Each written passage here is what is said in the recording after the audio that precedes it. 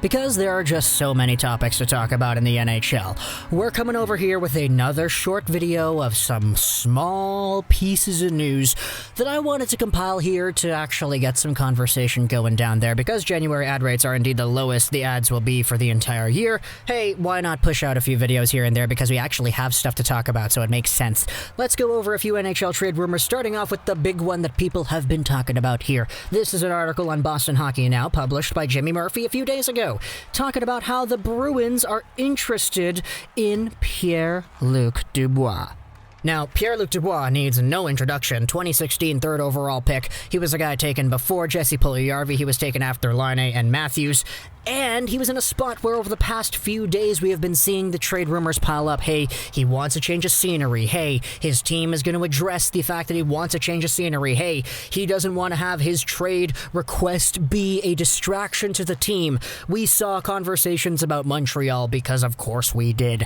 But this is the first actual team that has gone on record, according to this article, and actually expressed the desire to have a conversation about trading for this player. It is the Boston Bruins. It's published by Jimmy Murphy over here. The source stressed that the Bruins were only going the exploratory route.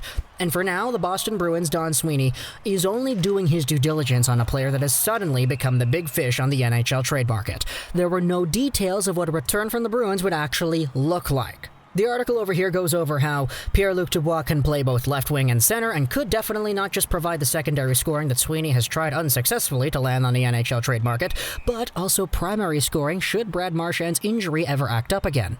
He could also become a successor to 34-year-old Bruins center David Krejci, who is entering the final season of his contract with the Bruins.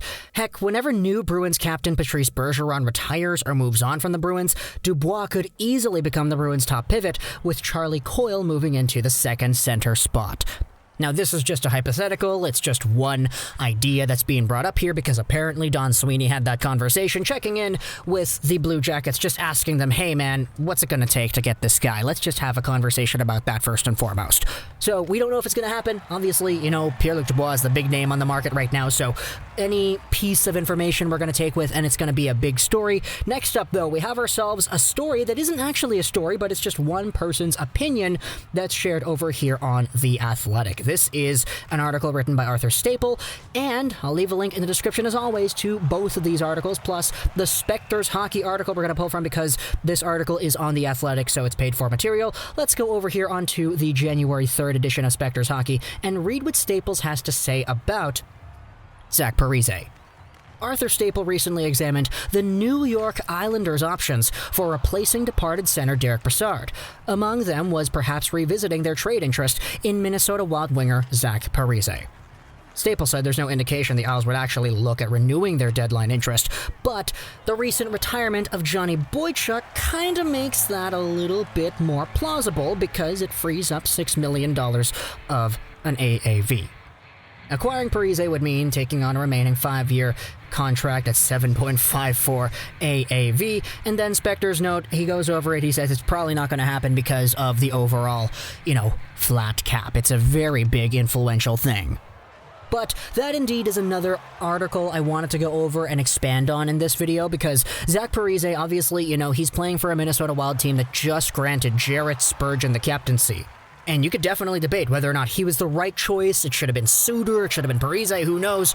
But, if Zach Parise is in a spot where a New York Islanders team that wants some nice older veteran leadership to go over and actually force them into maybe even the Stanley Cup Finals because they were so close last year, not really, but you get what I mean, then maybe they could go after him. And it's not even like the Wild are in a position where I think they're super competitive either. They're making that overall transition into the youth movement. Kirill Kaprizov, Marco Rossi, Vladislav Firstov, Adam Beckman, Alexander Hovanov, Kevin Fiala too.